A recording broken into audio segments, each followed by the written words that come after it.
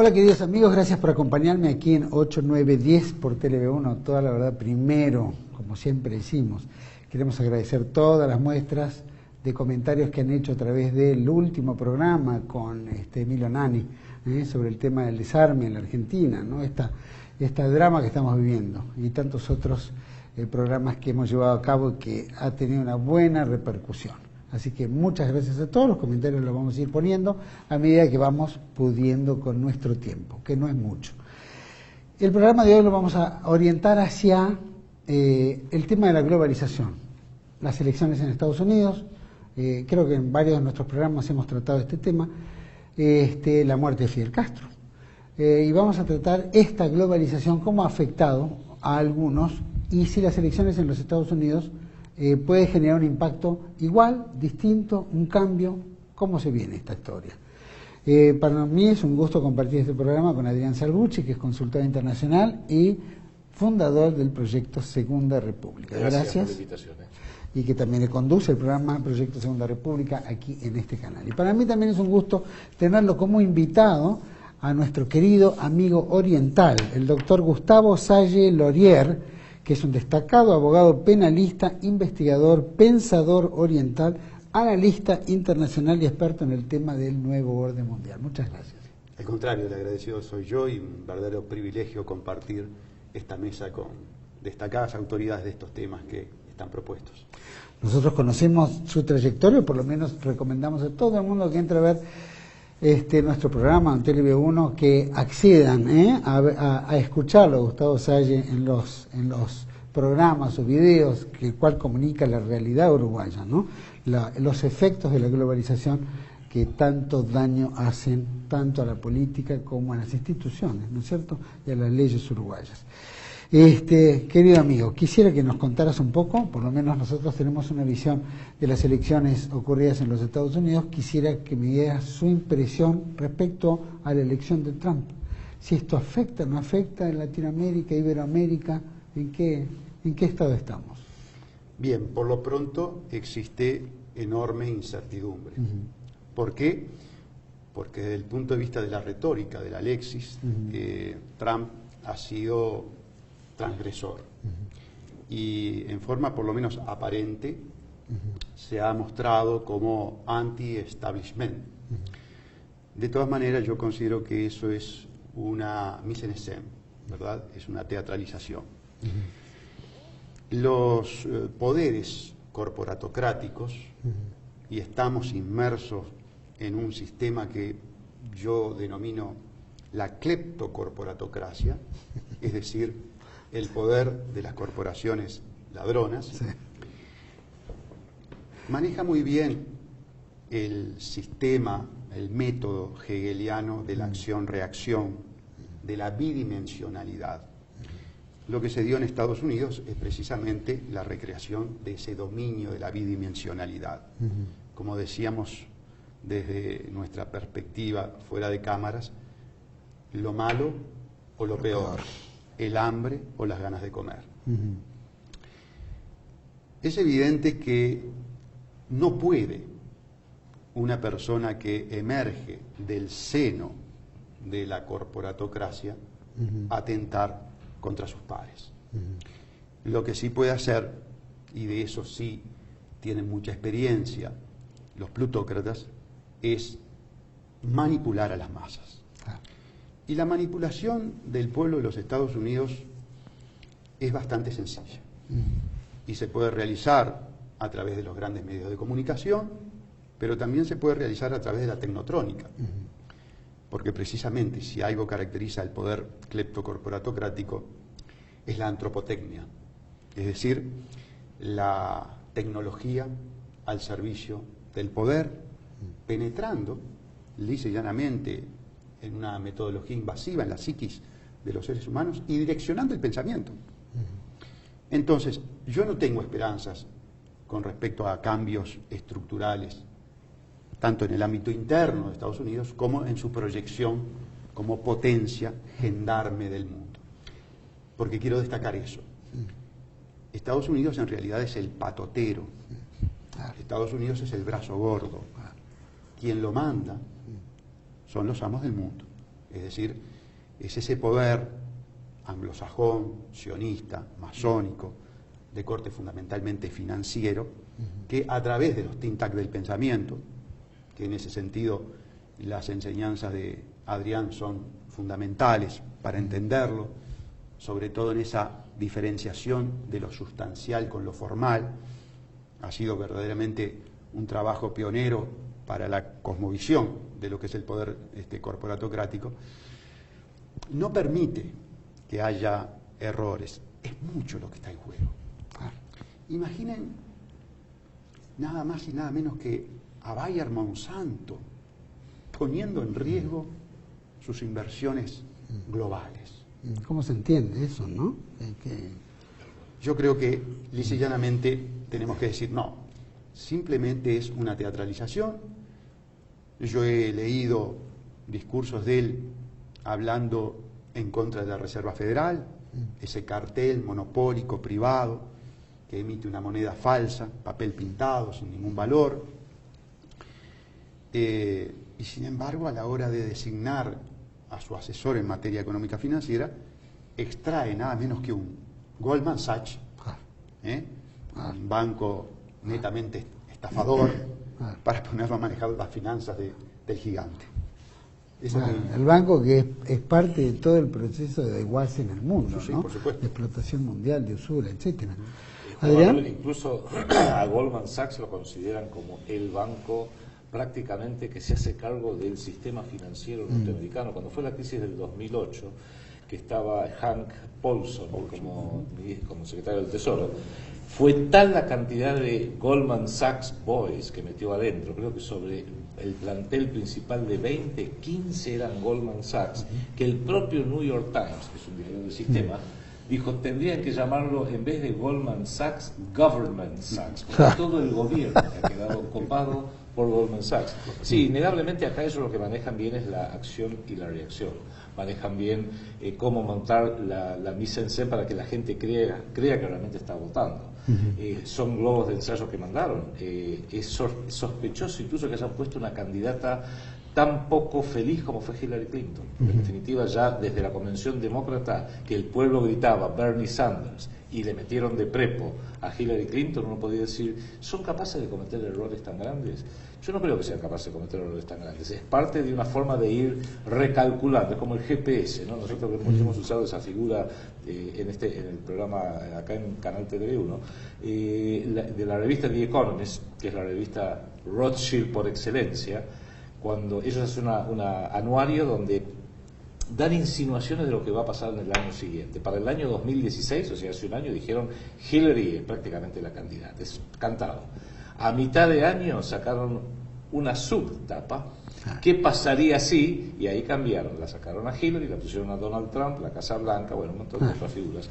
Con lo cual es un poco como el GPS, cuando uno toma una mala vuelta, recalculando, y volvieron a calcular el curso.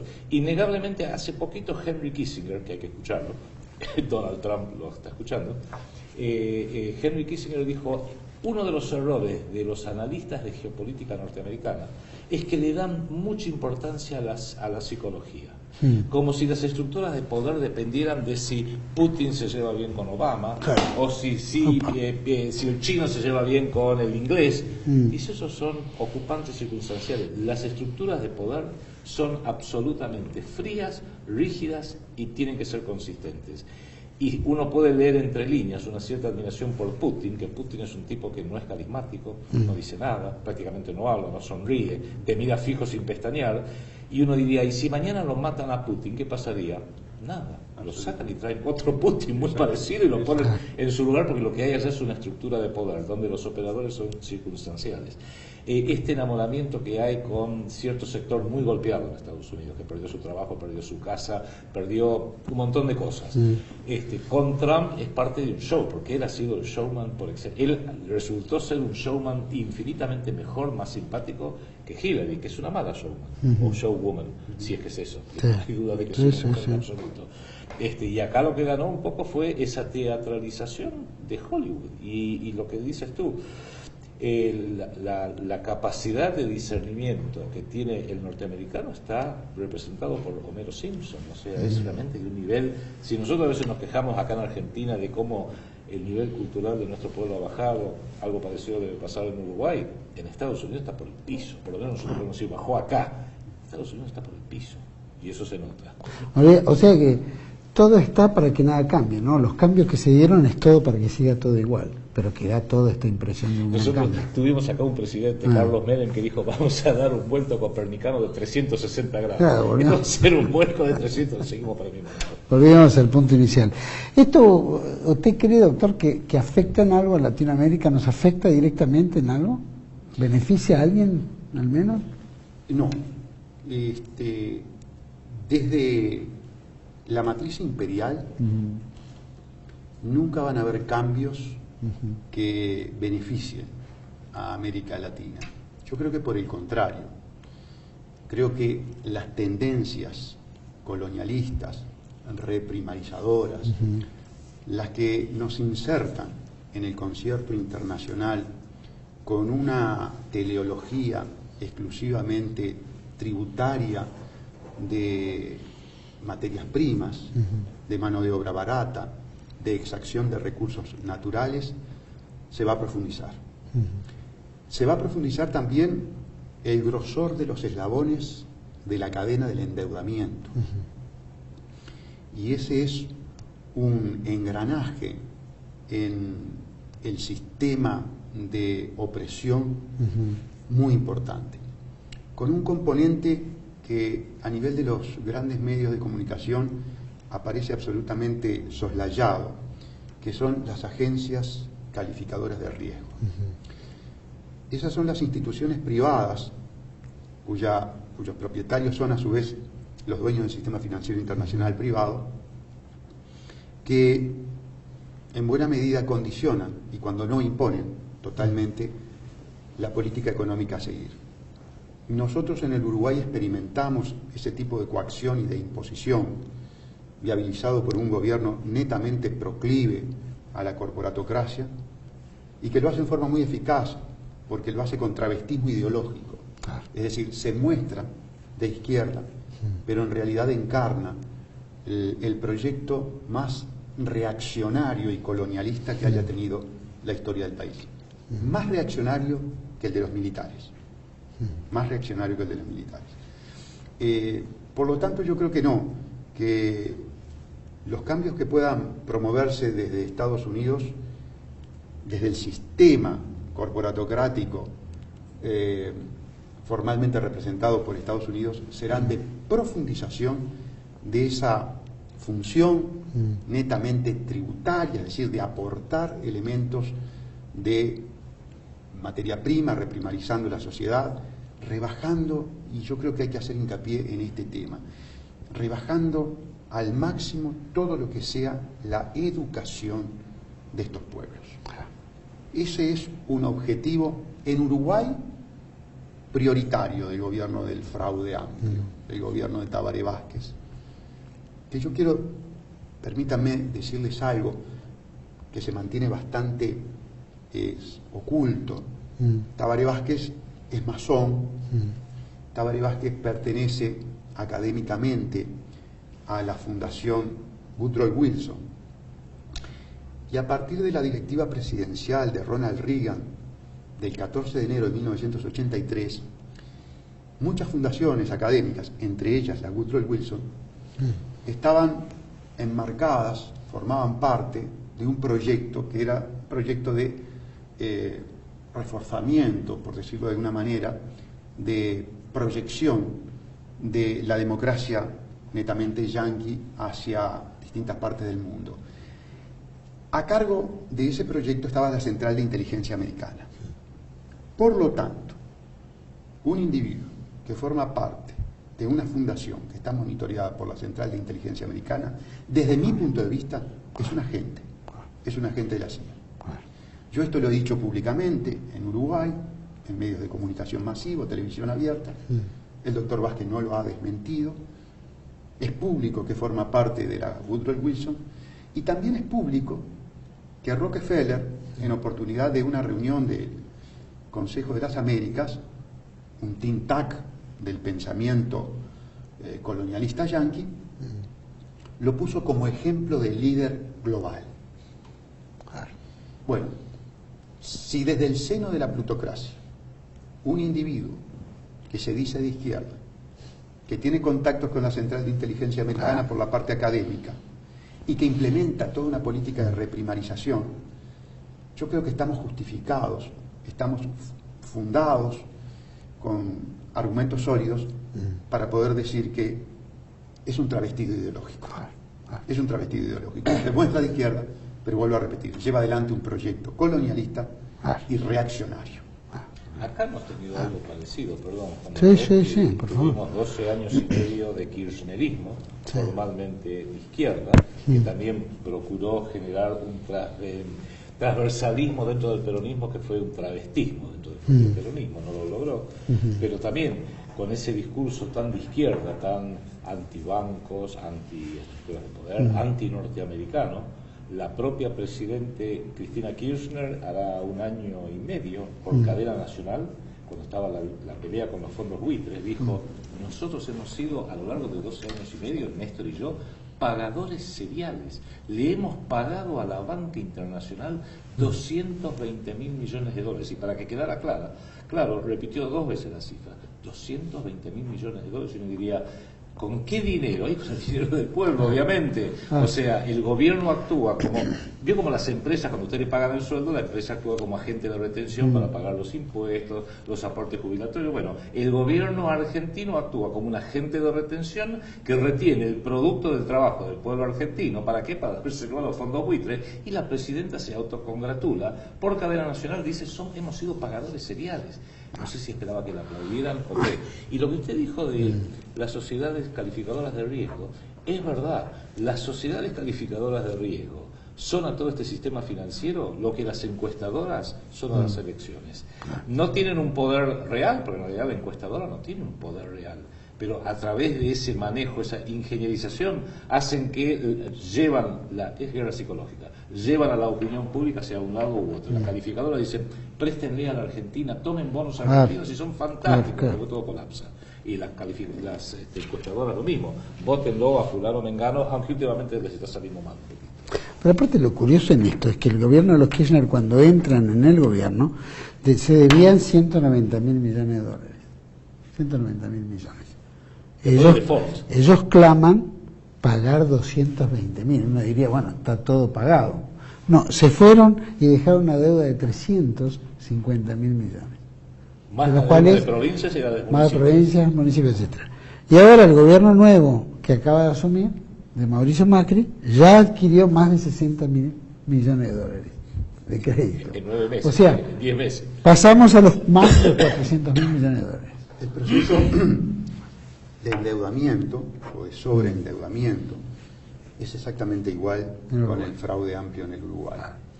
El gobierno de Vázquez recibió al país con 19.000 millones de deuda, lo dejó con 36.000 millones de deuda, y ahora, luego del gobierno de Mujica, cuando lo retoma Vázquez, porque hay una alternancia de las figuras, pero una permanencia de la fuerza política y del modelo, está en 55.000 millones de dólares.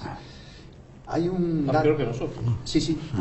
Hay un dato perverso que manejan los economistas del sistema, que en mi país son el 99.9%. Es decir, prácticamente no hay economistas disidentes. Son todos sistémicos. Y el dato que manejan es la ratio de la deuda con el PBI. ¿Y dónde está la trampa? ¿Dónde está la manipulación contable? En que el PBI crece, pero crece en función de las exportaciones desde las zonas francas, por las industrias reprimarizadoras de la forestación y de la pasta de celulosa. Entonces, es engañoso contar en la contabilidad de la nación a un PBI que se genera en una zona franca. Yo soy de la idea de que ese PBI es un PBI que debe ser contabilizado en la matriz, no en la zona franca. Es decir, no en el país que le otorgó zona franca. Y hay una cosa muy importante. El Uruguay ha acogido casi unánimemente en el espectro político todos los mecanismos de ingeniería jurídica que tienden a confiscar soberanía. Me estoy refiriendo a los contratos de inversión, a los tratados bilaterales, multilaterales de inversión, que todos suponen precisamente eso: recorte, confiscación de soberanía, confiscación de los cimientos axiomáticos de la República. Meterse en el TPP ya. Sí, claro. Efectivamente. Y se hace, vuelvo a repetir, por una fuerza política que en el pasado levantó banderas netamente antiimperialistas. Y se hace por personas físicas que mataron, que asesinaron, Tupamaros. que asesinaron inclusive a peones de campo en nombre de una ideología antiimperialista. Ahí está la perversidad del fraude amplio. Quiero ser claro.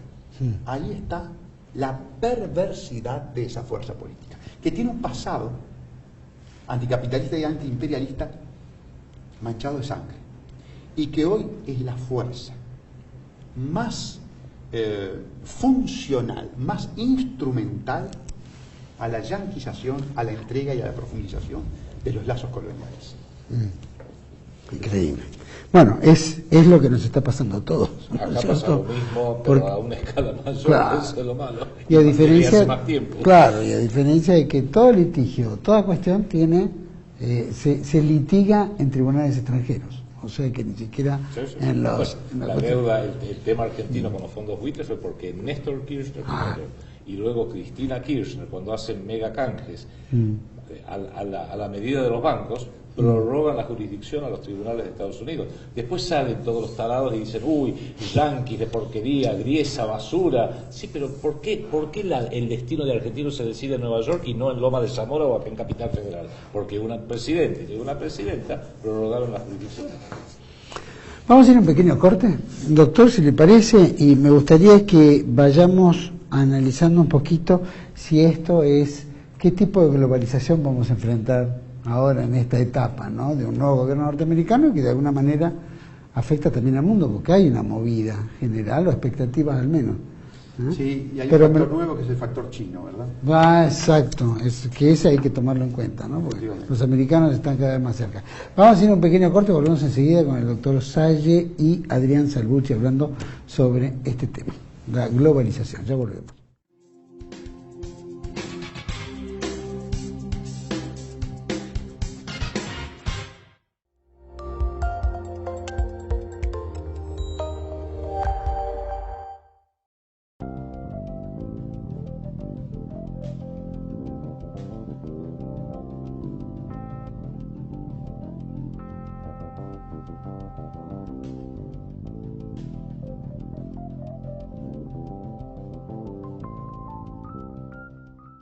Bandera, el periódico nacionalista de Argentina. Pedilo todos los meses en todos los kioscos del país.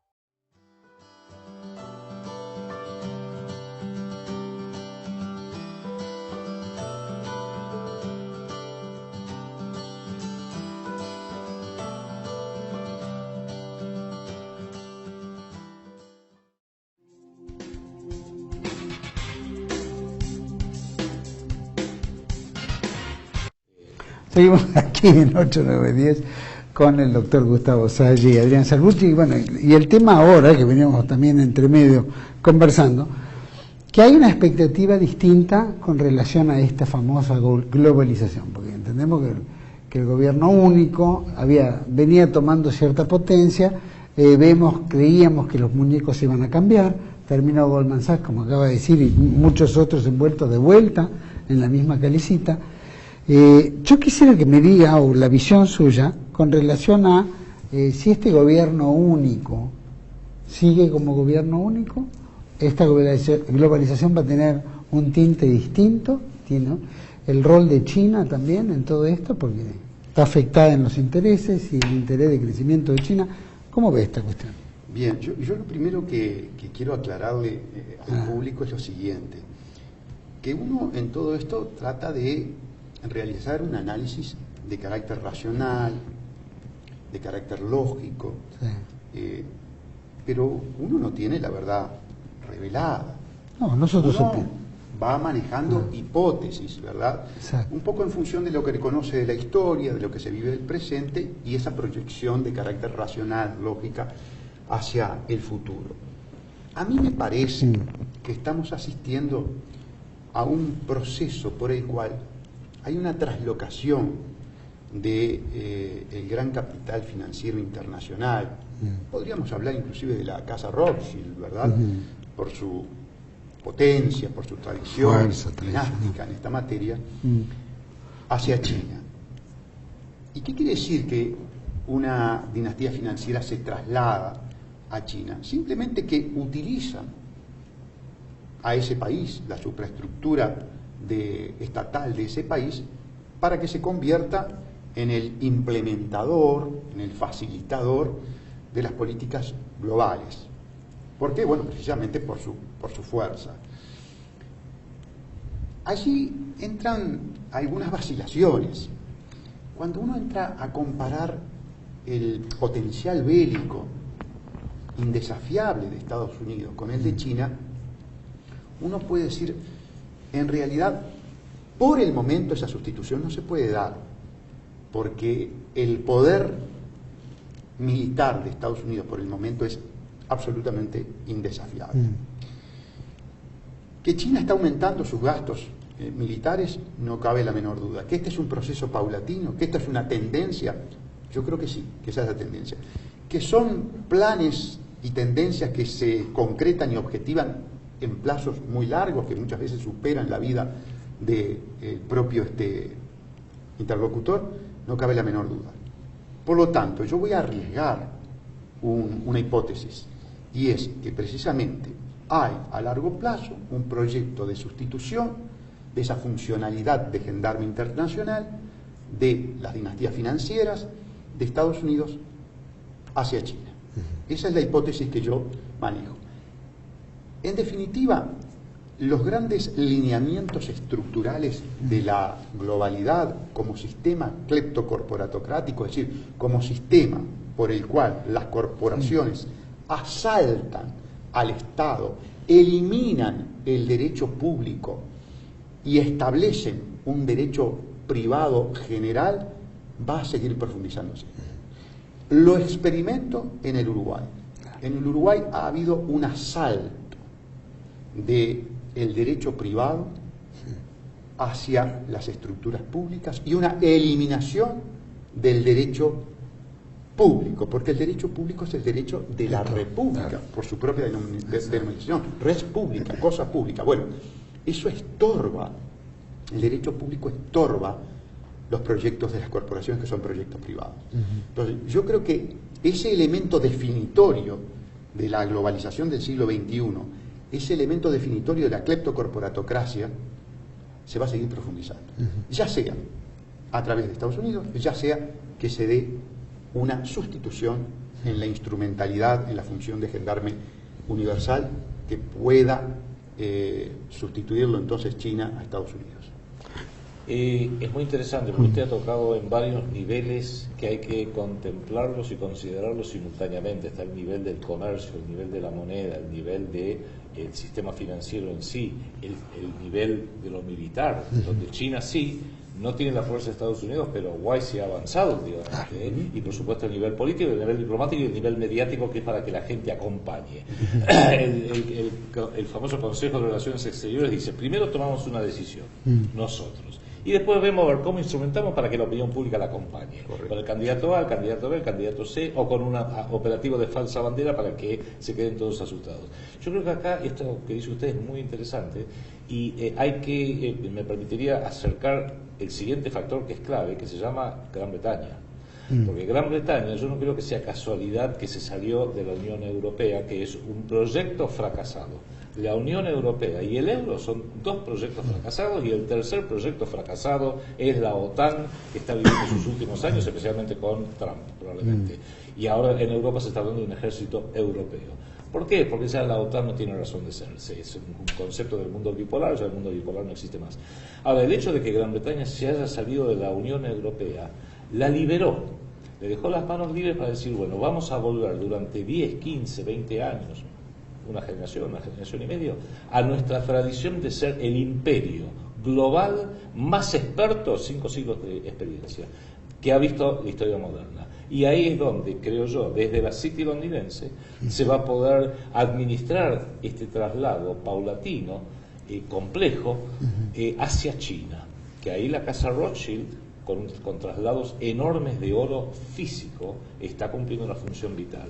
Y el punto de ingreso y salida se llama Hong Kong, que por supuesto ahora es parte de la soberanía de China, pero sigue teniendo una enorme influencia, es el centro financiero de Lejano Oriente, no es Pekín, ni siquiera es Shanghái. Esos son centros económicos y de comercio importantes. Las finanzas están en Hong Kong y no se van a ir ahí durante bastante tiempo. Y creo que eso podría llegar a ayudar a explicar por qué permitieron que Trump gane. Porque mientras Estados Unidos, que lleva adelante un proyecto global, de imperio global, junto con Inglaterra, ha fallado, fracasaron. O sea, eso es lo que hay que entender. Estados Unidos fracasó. Después del 11 de septiembre del 2001, Estados Unidos podía hacer lo que quisiera, el mundo se lo iba a tolerar. Fue un ataque de falsa bandera perfecto. Pasaron las semanas, los meses, los años, se metieron en Irak por la razón equivocada y hoy no tiene credibilidad alguna. Vino Obama, empeoró la cosa, hoy tiene menos credibilidad. Trump se da el lujo de decirle a Hillary, ustedes crearon ISIS, usted y Obama, y se tiene que callar Hillary porque es exactamente así. Entonces, ¿qué necesitan? Un periodo que Estados Unidos vuelva a una suerte de aislacionismo como tuvo después de la antes y después de la Primera Guerra Mundial. Aislarse un poquito, dejar que Inglaterra ordene un poquito el mundo, que son mucho más inteligentes, mucho más sutiles y mucho más efectivos, que mientras tanto Donald Trump arregle un poquito todos los líos que tiene Estados Unidos puntualmente y que espere hasta que reciba las órdenes. Y creo que ahora tenemos que empezar a mirar mucho más hacia Inglaterra como el nuevo ordenador de esta nueva propuesta unipolar y ver qué pasa. Porque al mismo tiempo, y con esto redondeo, Juan Manuel, está bien. Al mismo tiempo que está pasando, hay un país bisagra que todo el mundo lo está mirando porque no sabemos bien qué va a pasar y se llama Alemania. Por eso en esa nueva portada que hizo a mitad del año pasado, The Economist puso el muro de Berlín partido, con el símbolo de la Alemania actual, de la República Federal Alemana, y con el símbolo de la Alemania anterior, no porque vayan a ser comunistas, sino diciendo, hay una fractura. ¿Por qué? El establishment alemán mira hacia Occidente, mira hacia Nueva York, hacia Washington, hacia Londres, hacia París, los países que lo derrotaron de una forma catastrófica. Pero hay una nueva Alemania, más nacionalista, que mira hacia el este, donde también hay un señor nacionalista que se llama Vladimir Putin y que ya está desideologizado. Putin no es comunista, lo habrá sido, hoy ya no lo es. ¿Qué pasa? Hay una tentación enorme de forjar una alianza euroasiática con un eje Berlín, Moscú, Pekín. Y eso cobra cada vez más fuerza y la geopolítica de Halford Mackinder, la geopolítica británica por excelencia, le dio forma hace más de 100 años. Entonces va a ser muy interesante ver cómo eso se va desempeñando. Y mientras tanto, Estados Unidos hay que decirle, quédate sentado ahí, hacer ruido, pero no moleste, por así decirlo. Y ahora es donde creo que empiezan a volver a barajarse las cartas de una forma muy interesante, y a partir de ahí, bueno, no digo nada más. Ahora, está claro, el tema es, uno ve que esa postura probablemente Inglaterra sea el que vuelva a reordenar el juego, repartir las cartas, pero hay una cosa real, Estados Unidos viene jugando un rol muy importante en los últimos años, y es muy difícil que ese rol importante se vaya a mandar guardar, porque sigue teniendo 1.500 bases militares alrededor del globo, manteniendo su moneda como moneda de cambio. Y supongo que los chinos están acumulando una gran deuda norteamericana, ¿no es cierto?, el Tesoro, etcétera, y muchos otros países, donde en algún momento supongo que el poder oriental va a ser, o va a pasar factura, o algo tiene que ocurrir. O sea, $2 billones. Trillones de dólares. Trillones de ellos, o sea, un 2 con 12 ceros atrás. Sí. Eso es la reserva realizada que tiene el Banco Central de China. Por lo tanto, más allá de todo el reordenamiento político, acá hay un tema que es netamente de finanzas y creo que es lo que más le importa al sistema, ¿no? O a los grandes bancos. Ni siquiera hablo de la reserva, sino de esa plutocracia financiera, como dijiste, vos habías dicho, cleptocorporatocracia, que es tal cual lo que tenemos que describir, que son los que mantienen el juego. Y que se reúnen. Y que van a reagrupar, más allá de que políticamente se reagrupe, acá hay un tema financiero que el dólar no tiene cómo mantener o justificarse y el euro va a tener que estallar en algún momento, pues no tiene. Entonces, estamos viviendo un tiempo apocalíptico financiero. Tienen un centro físico, geográfico de reunión, una institución, el Banco Internacional de Pago con sede en Basilea. Sí. Allí está el corazón del sistema cleptocorporatocrático. Esa es la institución por excelencia la que en última instancia diseñará, estructurará la globalización financiera del siglo XXI y la que siga por los tiempos de los tiempos, ¿verdad?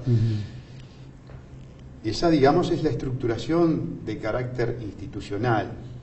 Detrás de esa organización institucional no podemos dejar de mencionar las estructuras, digamos, secretas o discretas de las logias. Claro. Nunca podemos dejar de considerar en el análisis de carácter político internacional, geoestratégico, la función medular. Todos estos grupos masónicos. Voy a apoderarme de la metáfora que hace unos minutos hablábamos con Adrián, ese hilo que va surciendo la trama de la red de poder financiero internacional, que son precisamente las logias masónicas. Fundamental. Bueno, son los que operan. Inglaterra es la master brain en eso. Ahora, frente a todo este nuevo reordenamiento, llamémoslo, estamos viendo determinados grupos nacionales o reactivos de lo que ocurrió en los Estados Unidos, el hombre común, el hillbilly, el redneck, qué sé yo, que salió a votar o ya lo había adelantado The Economist, o sea que también hay que darle un poco de crédito al pueblo americano que votó algo en disidencia, que ahora lo traicionen será otra cosa. Pero también generó un cierto estímulo en Europa, el Frente Nacional, en Italia, y exacto, España, Austria, Alemania y Grecia. Y habrá otros, Hungría creo que también. En fin, hay varias movidas. ¿Eso qué significa? ¿Que también Europa está despertando en alguna especie de movimiento distinto? ¿Es la época de, no digo de las derechas, porque la derecha se confundía con la liberal, pero de los gobiernos identitarios, una cosa por el estilo, ¿se puede llamar? Sin lugar a duda que advertimos ese fenómeno desde el punto de vista sociológico y que se ha dado en llamar en la prevalencia del outsider, ¿verdad? Es decir, del individuo que aparece al margen del sistema político, un sistema político desgastado por la demagogia, por el cinismo, por la mentira, por la corrupción. Un componente, por lo menos en América Latina, no lo podemos dejar de lado. Un componente que ha marcado a fuego a las tendencias progresistas. Si algo las ha emparentado en América Latina es precisamente ese decaecimiento axiológico, moral, ¿verdad?, que las hace incurrir en graves delitos de corrupción público-privada. Entonces, el outsider, sin duda, es una figura nueva, capta la atención, pero las experiencias que hemos tenido a lo largo de la historia, por lo menos en América Latina, de los outsiders, han sido verdaderamente nefastas. Claro. Un Fujimori fue un outsider del sistema, ¿verdad? Sí. Si coinciden conmigo. Y bueno, ya sabemos lo que resultó. Entonces, y yo en esto no quisiera ser tan escéptico y decir prácticamente no hay posibilidades, porque esa es una crítica que recibo en mi país, el de dar un panorama muy negro, muy escéptico, muy desesperanzador. Si nosotros al comienzo de esta locución hablamos de la acción-reacción, si hablamos de la bidimensionalidad que logra urdir estas fuerzas secretas o discretas, estas logias, ¿podemos dar crédito, podemos creer que toda esa estructura se ponga en riesgo por un tercero ajeno? Que puede existir esa alternativa, no cabe la menor duda. Si no, yo estaría hablando mal de ustedes, ¿verdad? Estarían de alguna manera atentando contra vuestro ADN, que es un ADN alternativo, leal, sincero, y que no me ofrece la menor duda. Pero para que ese tipo de tendencias a nivel internacional puedan llegar a una situación de desafío o desequilibrio del status quo, del establishment, lo veo difícil.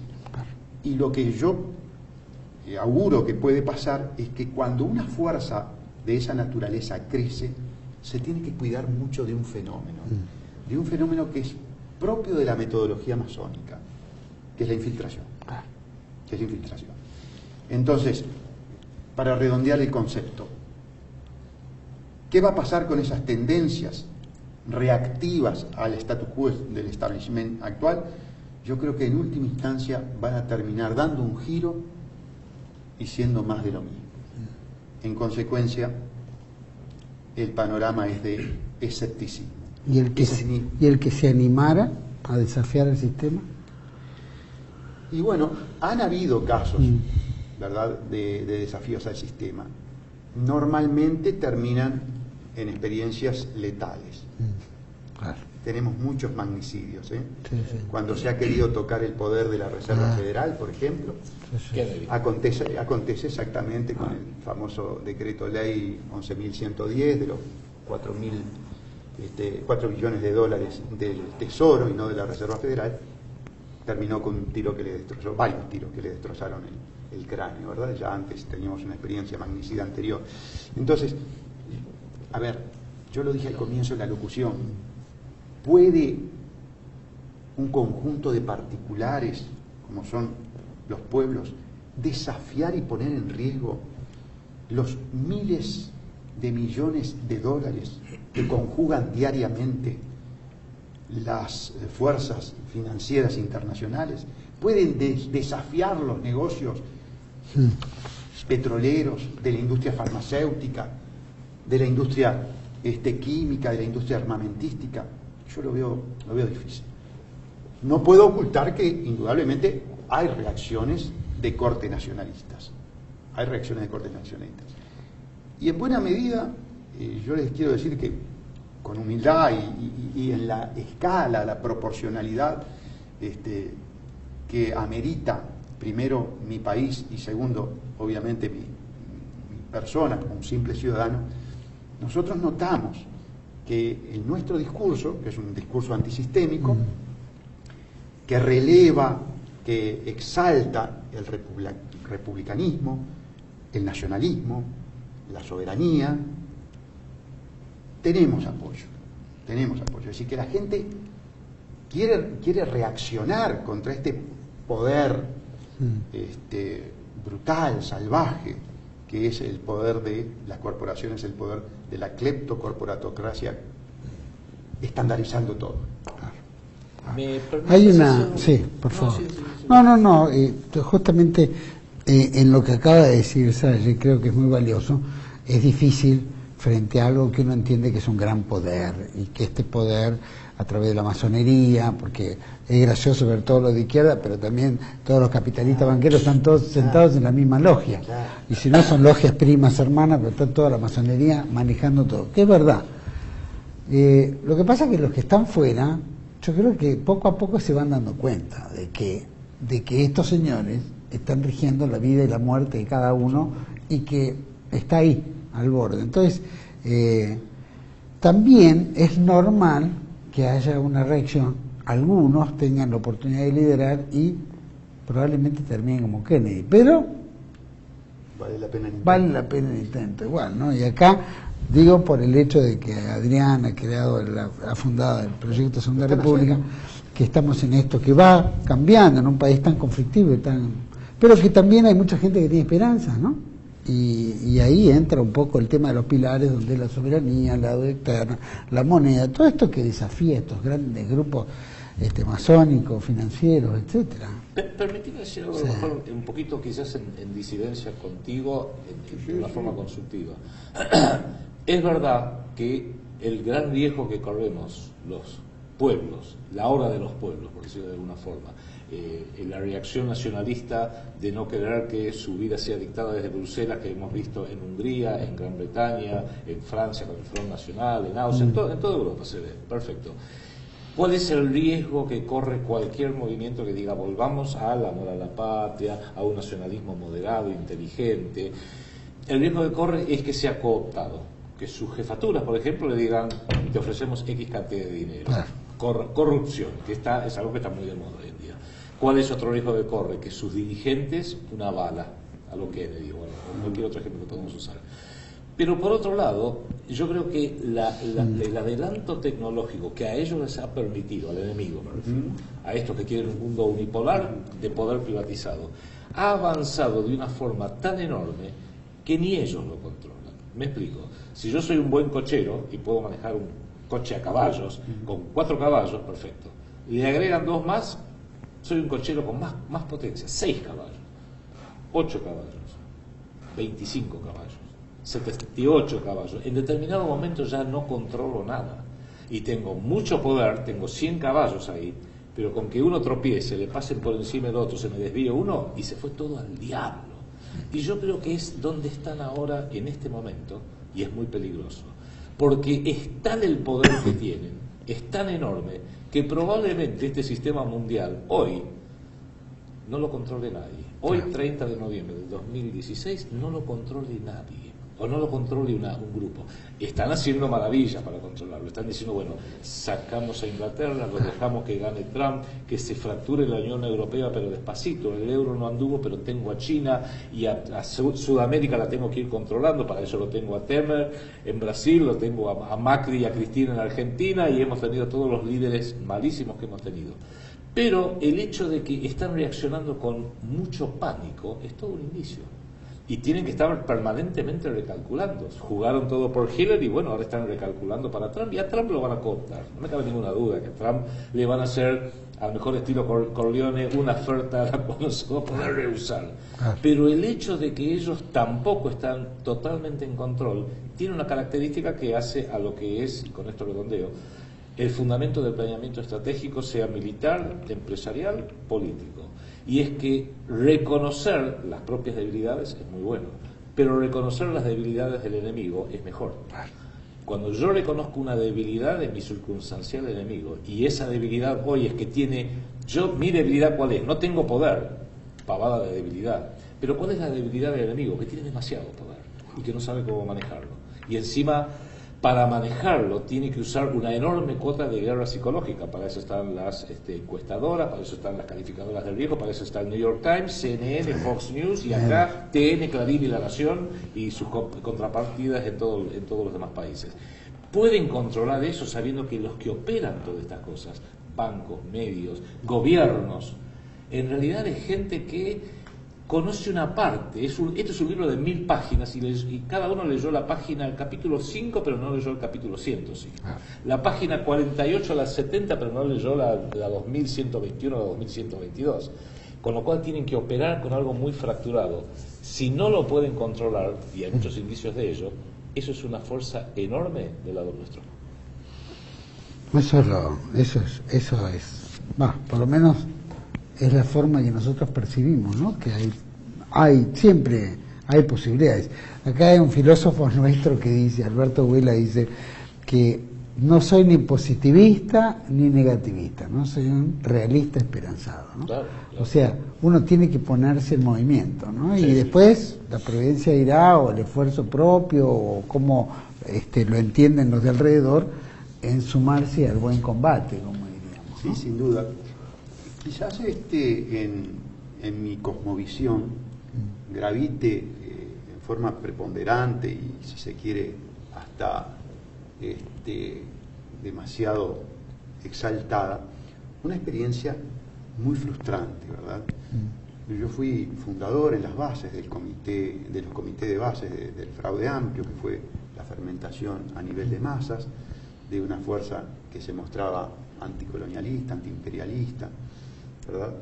Y que terminó siendo, precisamente como lo hemos definido a lo largo de este encuentro, funcional, instrumental de sobremanera al imperialismo.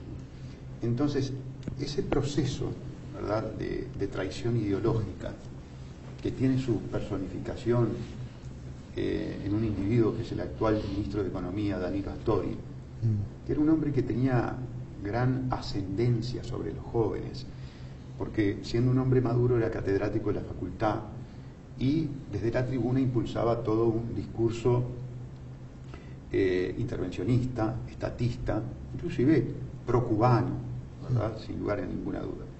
Y hoy es el personero de las agencias de calificación, de las finanzas internacionales. Entonces, cuando uno vive esa experiencia de infiltración, de metamorfosis, de cambio, de traición política e ideológica, queda marcado a fuego. Pero es reconfortante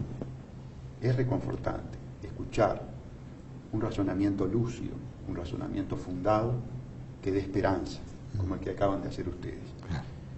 Y a mí me reconforta, y considero que debe reconfortar al público, que tiene que haber una esperanza. No podemos caer, como estoy cayendo yo, en ese escepticismo de decir, no se puede, porque, bueno, de lo contrario, vamos a la paralización, vamos al miedo, y eso no debe ser el discurso imperante. Por eso me siento regocijado de un análisis inteligente, serio, fundado, que diga, no, cuidado, se puede. Tenemos que buscar, tal vez exacerbar ese descontrol fruto de tanto poder que acumulan, ¿verdad? Claro. No, en eso estamos, ¿no? Y creo que ojalá que lo podamos lograr, y bueno, ese es el esfuerzo. Lo peor que no puede hacer es no tentar. Te quedó una pregunta que recién acaba de mencionar y elípticamente Gustavo, que es lo de Castro. Me interesaba. Castro es una figura fundamental en toda esta época, casi mitad del siglo XX, y acaba de desaparecer el hombre más influyente de la izquierda, ¿no? Y el más, el que todos o le iban a llorar al hombro, o era el banco de todos, o era un poco de todo. ¿Qué te merece esta? Bueno, primero una reacción de carácter psicológica, personal, muy especial, muy interesante, que es prácticamente querer rehuir del tema, prácticamente no querer tocar el tema. Me duele mucho. Me duele mucho porque yo llegué a morder, ¿verdad?, en mi adolescencia, todo un discurso netamente pro-cubano. Yo escuchaba los discursos de Fidel Castro desde la radio Habana, Cuba, territorio libre en América Latina, decía. Una simpatía para todos los norteamericanos, estudiantes, profesores universitarios, una gran esperanza. El Frente Amplio fundacional, antiimperialista, tenía en la figura de Castro y de Che Guevara, sin lugar a duda, referentes. Pero después empezó a pasar el tiempo y Gustavo Salles dejó de ser un adolescente idílico, pasó a ser un hombre maduro y ahora es un hombre viejo. Mi tío decía que la experiencia pudre. Yo no sé si pudre, pero por lo menos a uno lo hace muy escéptico. Y la experiencia de la Revolución Cubana, yo voy a ser claro, fue un fracaso. La Revolución Cubana fracasó. El socialismo real fracasó. Ahora, a mí me comienza a saltar una duda. ¿Fracasó porque intrínsecamente tenía fallas estructurales? ¿Fracasó porque no interpreta tal vez un ADN del ser humano?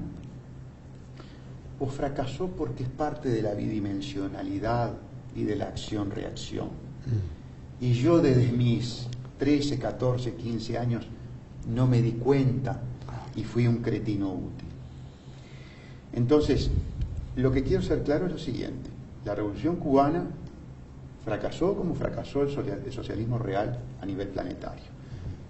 Pero quiero ser claro también en esto. El fracaso del socialismo real a nivel planetario ha condenado a la humanidad a vivir en el sistema más carnicero que se pueda dar el ser humano. El más irracional, el más salvaje, el más ilógico y el que nos lleva a la autodestrucción. Por lo tanto, el fracaso del socialismo real es un fracaso de la humanidad. Esa es mi visión. Interesante. Aparte es algo que realmente impactaba mucho, ¿no? Porque hubo muchas esperanzas, hasta el punto de vista nacionalista, ¿no? Como algo con raíces muy profundas. Pero después el éxito de Castro fue más que nada emotivo. Intelectualmente estoy plenamente de acuerdo contigo. No hay una idea nueva. No hubo, ni pudo haberlo, porque había en realidad un marxismo-leninismo que se trató de llevar a la práctica y si fracasó en la Unión Soviética, mira, eso no iba a fracasar en Cuba. Ahora, del punto de vista emotivo, y esto lo rescato de Fidel Castro, cuando Estados Unidos, que usaba a Cuba como un burdel bajo el régimen de Fulgencio Batista, quiso apretar, y lo apretó de hecho durante más de medio siglo, se mantuvieron firmes. Eso lo enaltece. O sea, no sucumbieron, no dieron el brazo a torcer. Estados Unidos, y cuando fue la crisis de los misiles, que yo era chico todavía, pero soy más viejo que vos, recuerdo que fue una crisis terrible y sin embargo no dieron el brazo a torcer. Pagaron la libra de carne, la Unión Soviética se lo hizo pagar porque transformó a La Habana, Cuba, en el centro de distribución de todo el terrorismo guerrillero que afectó a Uruguay, a la Argentina, a Chile y que le dio servido en bandeja para que vinieran los militares de la Escuela de las Américas a hacer los golpes en Chile, en Argentina, en Uruguay, en Paraguay y en distintas partes de toda Latinoamérica. Sí, realmente fue una catástrofe. Fidel Castro ayudó a que surgieran todos los regímenes de los gobiernos cívico-militares. Yo a veces la mejor forma de ejemplificarlo es, acá hay muchos chicos jóvenes que admiran al Che Guevara, porque para colmo era argentino, por eso le dicen el Che Guevara. Y la pregunta clave, que a veces es lo ideal que hay que hacer para aleccionar un poco, es, yo entiendo que admires al Che Guevara, es argentino, como ahora el Papa es argentino, sí, perfecto, pero decime una cosa, una sola, que ha hecho el Che Guevara por la República Argentina, y te quedan mirando. Que ha hecho cosas por Cuba, puede ser, por la Revolución Cubana, dio la vida. Hasta por Bolivia, estaba tratando de hacer la revolución en Bolivia, dio la vida, dejó sus huesos en Bolivia. Decime una cosa que has hecho por la Argentina. La causa del marxismo es universal, ¿no? No hay que perder de vista eso cuando hablamos de la globalización.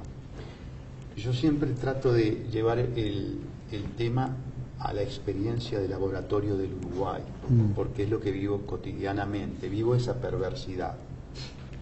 Soy una rata de laboratorio.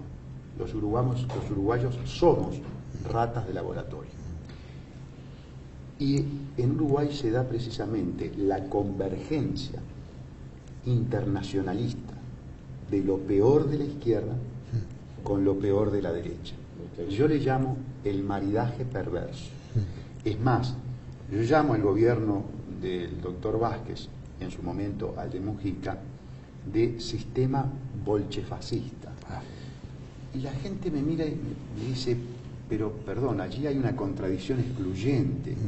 ¿Cómo puede usted decir que dos fuerzas, dos sistemas metodológicos aparentemente contrapuestos en la historia puedan ahora converger? Bueno, esa es la perversidad del siglo XXI, porque efectivamente convergen. Y si hay un punto de coincidencia, es en el internacionalismo. Hoy, el fraude amplio en mi país es el que trae un proceso penal anglosajón, yanqui, lo impone a prepo, violentando la Constitución de cuneo continental, precisamente para la estandarización, la globalización de la ingeniería jurídica que está realizando el Departamento de Estado. Y lo hace la fuerza política que en su momento pintaba los muros de Montevideo con Yankee Go Go. Hoy los traen a los instructores jurídicos del Departamento de Estado y de las otras agencias de seguridad a dar clases a los fiscales.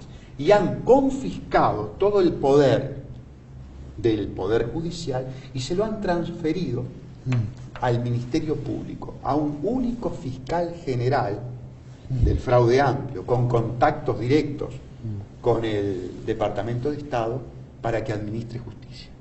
Entonces, uno dice, pero perdón, estos, los que hablaban del antiimperialismo, los que decían Yankee go home, los que decían no pagar la deuda, el fiscal general era militante del Partido Comunista en la universidad y seguramente pintaba esos carteles. Hoy es un facilitador del Departamento de Estado. Esto es un poco lo que nosotros lo habíamos invitado una vez a Alexander Dugin, un pensador ruso, que con todas sus desavenencias planteaba el tema de la cuarta teoría política, que no tenía que ser ni capitalista ni marxista, que tenía que tener cierto alineamiento. Y él planteaba que el máximo enemigo era el liberalismo, porque antes el marxismo, aunque todas eran teorías materialistas, tenía su rol, la Unión Soviética, etc. Hoy se desmorona y el liberalismo, dice, maneja todos los hilos, que es un poco de decir la socialdemocracia, etcétera, que es un liberalismo en lo económico, o capitalismo en lo económico, socialismo, progresismo en lo social y medio de izquierda en la parte cultural, lo llamémoslo de alguna manera, pero que plantea como que este liberalismo. Entonces él pone debajo del liberalismo la masonería, el sionismo, ¿no es cierto?, todas estas categorías que en realidad son manejados por ellos. Yo supongo que ese liberalismo al cual él se fundamenta deben ser las finanzas, que no tienen Dios, no tienen patria, no tienen nada. Entonces les da lo mismo manejar de un lado que de otro y todo el resto es estadística. Sería bueno una polémica con él porque yo honestamente planteo mi disidencia con esa interpretación, ¿no? Sí. Es más, yo creo que lo que él pone por debajo está por encima. Claro. No, bueno, nosotros hemos cuestionado todo este tema también, pero digo como una visión que lo tenía. Bueno, creo que hemos llegado al fin. Don Gustavo Salle, muchísimas gracias por haber venido.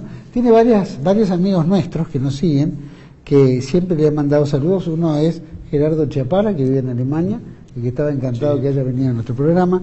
Estaba Andrés Irasuste, que también está en Montevideo, un gran amigo, como un Roberto Sosa del Puerto, y varios otros más que nos siguen. Y que... Todos queridos amigos que nos dan una mano importante. Yo les digo que ha sido un verdadero privilegio para mí compartir esta mesa con ustedes. He aprendido mucho, eso es muy importante, recoger conocimiento de parte de gente que maneja con tanta solvencia estos temas y por lo tanto quien debe agradecerles enormemente la participación aquí soy yo. Muchas gracias. Muchísimas gracias, doctor, la verdad. Adrián, muchísimas gracias por haber acompañado. Para mí es un placer tenerte también en mi programa. Y a todos ustedes, muchas gracias por acompañarnos aquí. En 8-9-10 podemos decir que fue muy rico tener al doctor Salle. Yo creo que hay mucha tela para cortar. Ha hablado muchísimos temas muy valiosos, particularmente en lo que se refiere a la jurisprudencia en el Uruguay. Yo aconsejo que entren a través de los videos, busquen Gustavo Salle, van a encontrar interesantísimas discusiones, planteos y conferencias que da, que realmente son brillantes. Y para nosotros pensamos que este nuevo orden mundial que bien se ha planteado en esta mesa y cómo van a jugar este nuevo rol, llamémoslo, lo que aparenta esta nueva política mundial, que bueno, ya está digitada por los órganos de poder, que nunca el negocio se va a escapar del todo, siempre tratan de tener todos los hilos, y si no se va a escapar del todo, tiene varios escenarios.